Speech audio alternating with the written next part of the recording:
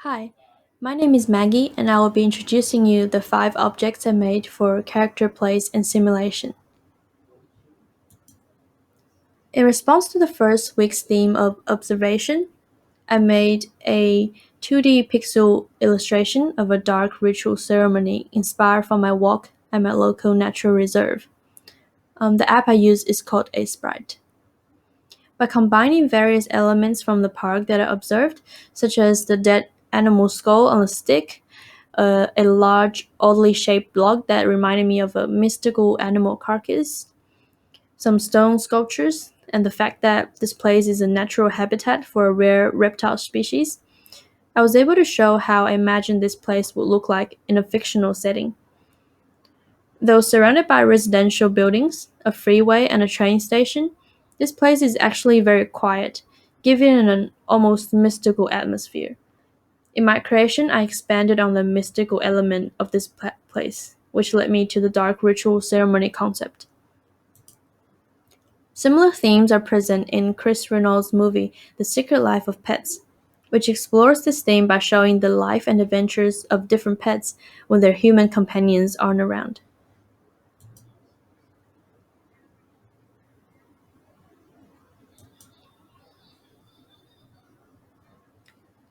And moving on to week 2, in response to this week's theme of tinkering, I made a pixel art GIF of a little pirate exploring alone in the ocean using a sprite. By playing around the color scheme of the background, I wanted to create the theme of loneliness within my art. I also lowered the horizon to expose more area of the sky, in result making the character seem even smaller.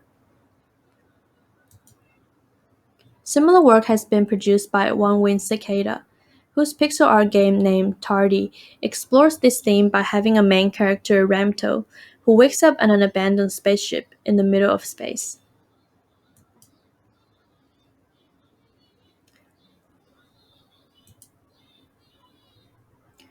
In response to this week's theme of found object, I made a 2D illustration of light bulbs using the app Paper on iPad.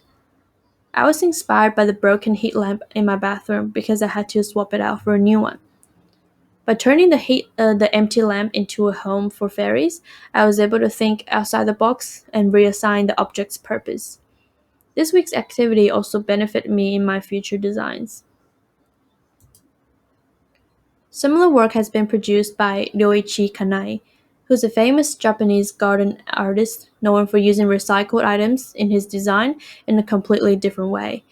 For example, in this episode of Makeover Dramatic Before and After, he went to buy 100 bamboo brooms, and then he turned them into a decoration for the fence.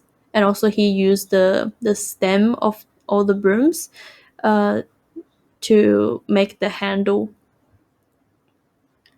So I think this is a very creative way of using the everyday items in a very different way.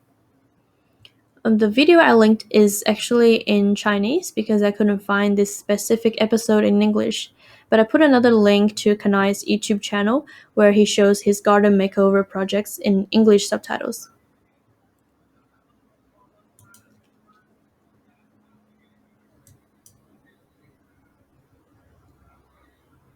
In response to week 4's theme of place, I made a storyboard using pencil drawing on paper.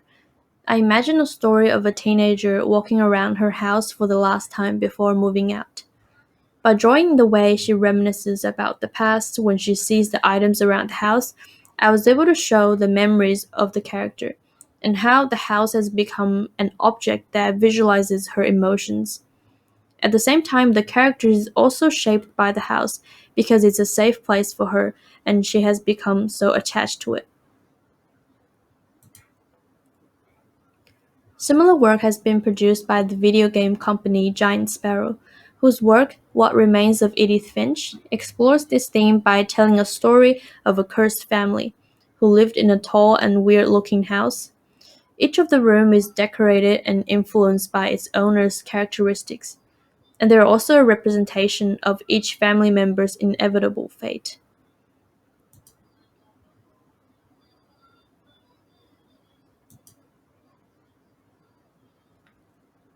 In response to week five's theme of object-oriented ontology, I created a storyboard of an abandoned house turning into a natural habitat using pencil and paper. By drawing this transformation of the empty apartment, I showed how flora and fauna can strive and adapt without the interference of humans.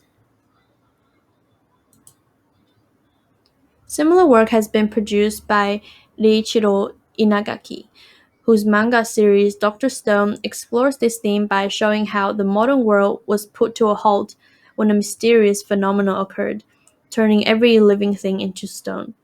And thousands of years later, some human and animals were able to reverse the stone effect through natural coincidences.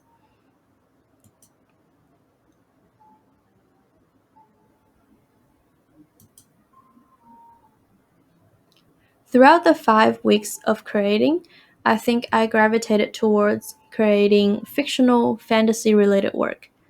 I wanted to make something that's the opposite of reality, which contrasts with contrast and parody as the main themes.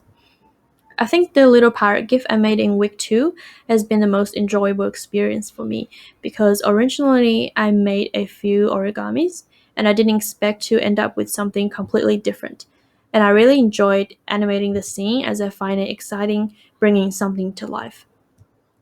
I have applied these elements to other pieces of work in another class recently, and I will continue to apply what I have learned through these weekly practices in the future. And that's it for my Folio 1. Thanks for watching.